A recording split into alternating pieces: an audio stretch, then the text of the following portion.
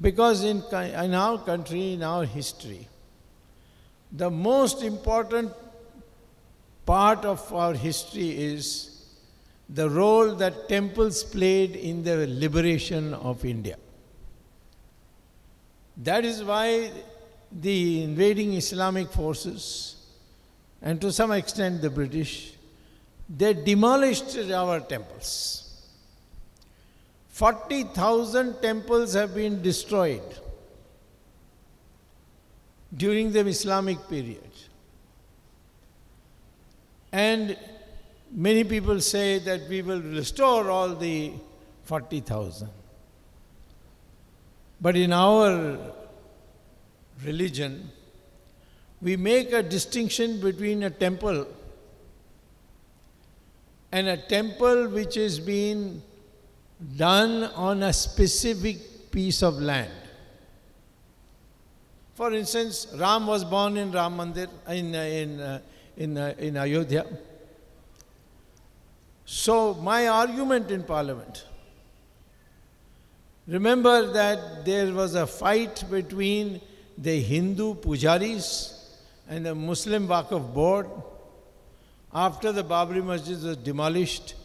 The Muslims saying that the Babri Masjid should be restored, and the Hindus saying no, we want to build a Ram temple there. And when it was in the High Court in Allahabad, or Prayagraj it's now called, there in that High Court, they argued for 26 years. And finally, what did the court say?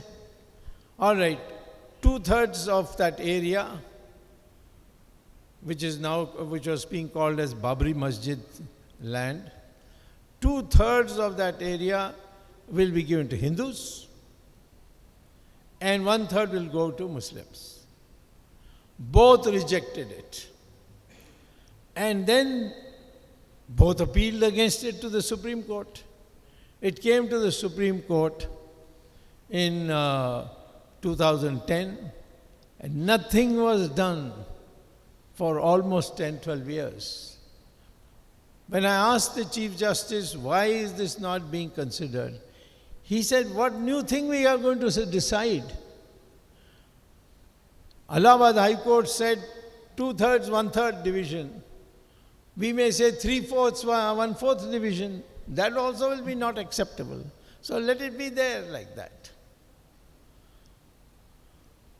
But Ashok Singhal, a giant of the Vishwa Hindu Parishad, who is responsible for a lot of things about restoring the Hindu philosophy, he came to me almost in tears and said, I am unwell and I'm going to pass away very soon.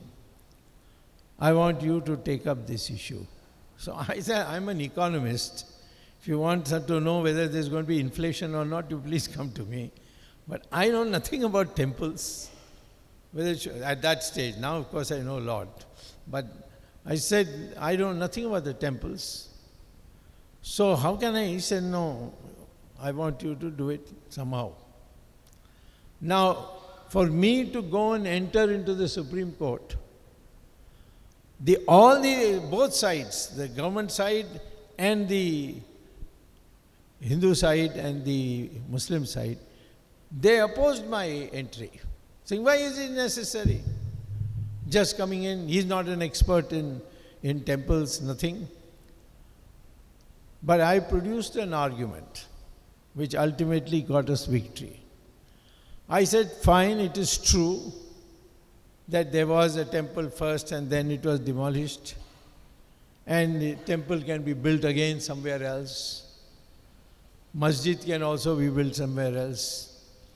But this particular area where we think Ram was born, that we cannot build anywhere else. There is no place in India where Ram was thought to be born. There are Ram Mandirs, but there is no Ram Janmabhoomi Mandir. So there is only one, and that is here. And I say that this particular area, this particular spot, my faith tells me that Ram was born there.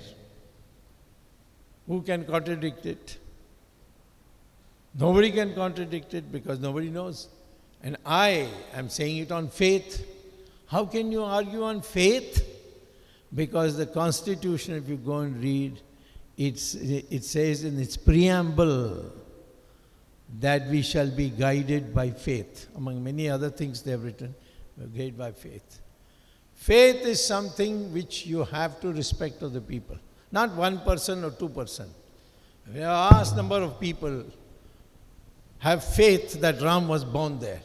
Nowhere, nobody said Ram was born in Hyderabad or in Tamil Nadu or in Bangalore.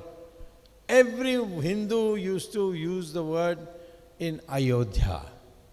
Because Ramayana itself says that Ram was born in Ayodhya.